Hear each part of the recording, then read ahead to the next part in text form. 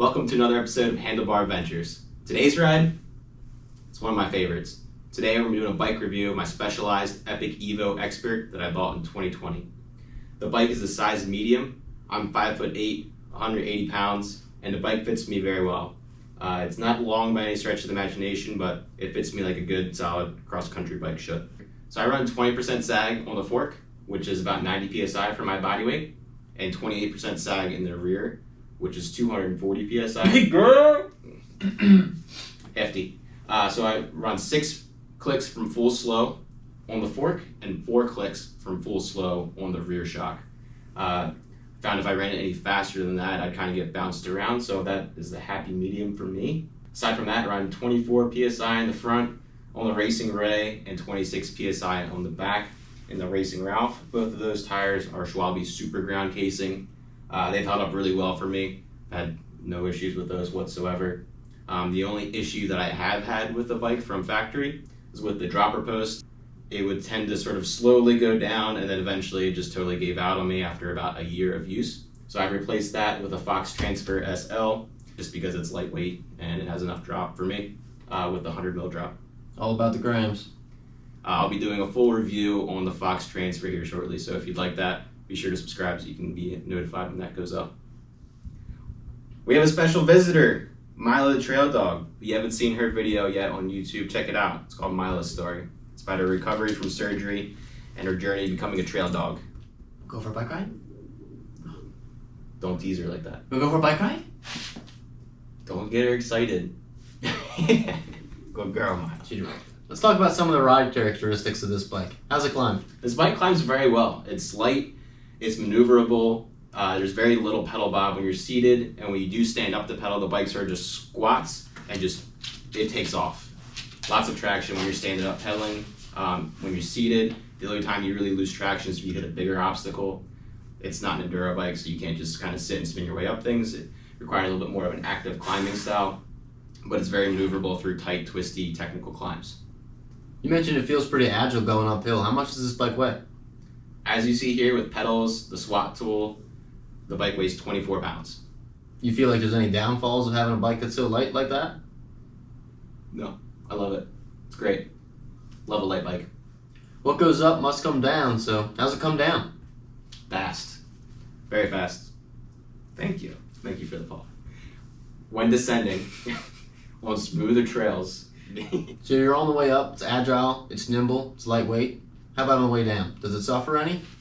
It's more of the same. It's agile, it's lightweight, it's nimble. I think all those things that you just described on the way up are also true on the way down. Do you think it gets held up in some more technical situations? It definitely can get held up as the trail gets rougher. The 120 mil of travel in the front and 110 in the rear can get overwhelmed.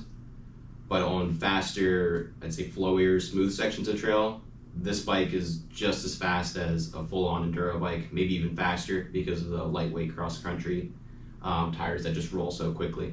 So in the rough sections, you're using a little bit more finesse to get through those and keep your speed up? Yeah, you definitely have to pick a more precise line. Definitely not just smash through things. You got to be precise with where you're placing your tires so you don't flat. And just if you want to go quickly through the section, you need a little finesse. So you're coming in hot to this turn, you just came down a rough section of trail and you're blitzing down the speed. What's coming up? How are you feeling through the turn? Because of the low bottom bracket, the relatively slack head tube angle of 66.5 degrees, the centered feeling that you get on the bike from these longer-ish 438 millimeter chainstays just puts you in the bike sort of feel that puts you close to the ground, and the cornering on this bike just feels natural. You don't have to lean your weight forward, or you don't have to think about cornering. You just kind of instinctively, the bike turns and does what you want. It's hard to describe, as you can see I'm struggling for words here, but the bike corners extremely well. If you find yourself in the wrong line, is there a little bit of room for error? Yeah, absolutely. If you find yourself in the wrong line, I mean, you can lean the bike over a little bit further, and it is likely just going to keep ripping around that corner even harder. You could grab a little bit of your brake, and the bike is pretty playful as well. You can do scandy flicks and stuff like that on the trail all the time with this bike, and it does great with it. Thanks in part to the more trail oriented geometry? Is it a 66-degree head tube angle? Yeah, 66.5-degree head tube angle. Because of that trail geometry and this cross-country bike weight, the bike is just extremely fast and fun out on the trail. I mean, it rides like a trail bike, just with a little bit less legs when you get into the rougher sections of trail. You're on Eve here. We're on the trail, coming down to descent. There's a little side hit. 4-foot drop to flat. Are you following me? Or are you gonna finesse it a little bit more? I'm following you. This bike is surprisingly capable. I know I've said before that when you get into the rougher sections of trail, you have to pick a more finesse sort of line and make sure you're riding with more precision in those moments. But on the larger-ish features for a cross-country bike, like a 4-foot drop, like Brian had said, this bike handles it fine. And steeper rock rolls, because of that trail geometry, I never feel like I'm overwhelmed or that the bike is incapable of doing it. I'm not going to just absolutely smash off of a 4-foot drop into a rock garden or something like that I would do on an enduro bike. But if it's a clean landing, I'm absolutely going to send it on this bike. Comparing this to other bikes, Chris, like my single speed, the 9er 19, it's about 22 pounds, really fast uphill, getting a little bit more chunkier terrain, couple roots, rocks, might lose traction a bit more. I think this is where this bike's going to shine a lot. Yeah, I think if you're going to compare this bike versus some of the other categories of bikes, such as cross-country bikes, like Brian mentioned, hardtail cross-country bikes or full suspension cross-country race bikes, they're going to feel a lot stiffer than this bike. They're going to have a much firmer pedaling platform, but they will be much less capable. They're going to have steeper geometry. Because the suspension's stiffer, they're not going to have quite as much traction. So technical climbing, descending, this bike is definitely going to outperform those. But in just a true uphill race, you're going to have a hard time beating a hardtail cross-country race bike or a full suspension cross-country race bike. That being said, which one's going to be more fun to ride, though? This one is absolutely more fun to ride. If I'm deciding between this bike and a cross-country race bike, and I'm not racing cross-country, it's a no-brainer. I'm picking this bike. Have to. Fun over time, every time. Exactly.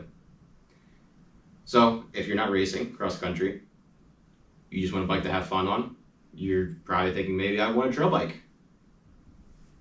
Or maybe you're looking at a downcountry bike, which kind of falls somewhere in between. Yeah, maybe you still want something that's a little bit more efficient than a trail bike. Right, and that's where this bike would come in. This is kind of fills that gap if you have more flowy type trails in your area that you're typically riding, or more cross-country oriented trails with a lot of steep, punchy climbs. This bike's going to get you up those climbs a lot easier. It doesn't sound like a lot of difference, but I have a trail pistol, a Gorilla Gravity trail pistol, and it's set up at 140, 130. So it's only, 20 millimeter travel difference each. And it's a world difference. This bike is so fast going up. It's a little bit more nimble. It's way shorter wheelbase than my bike. And it's just all around more agile on the cross-country trails that we have around here. But for different riding styles, my bike fits me better, and Chris's riding style fits this bike better. Yeah, I have a much more precise riding style. I like to sort of nitpick my way through trails and make sure I'm picking the most optimal line, and this bike plays really well into that.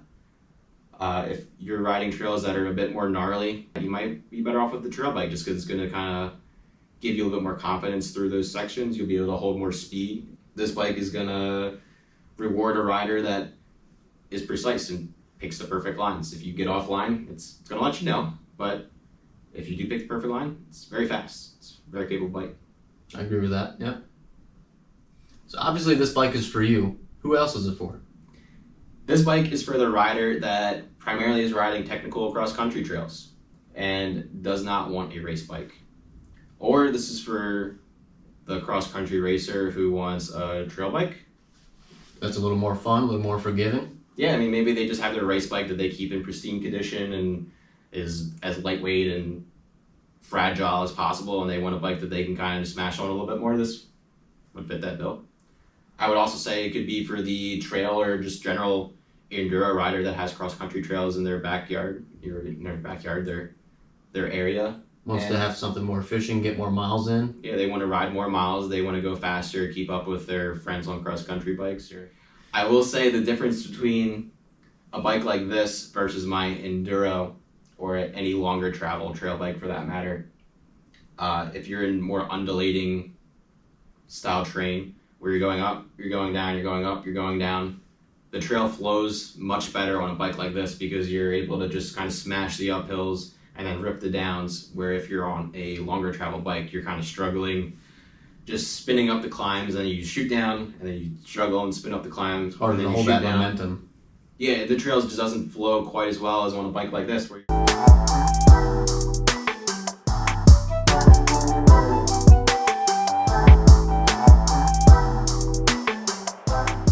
Hey everyone, thanks for watching the video. If you enjoyed it, please hit that like button, and if you're new to the channel, please consider subscribing. Thanks. Or buy us a beer, I can't find mine. Thanks.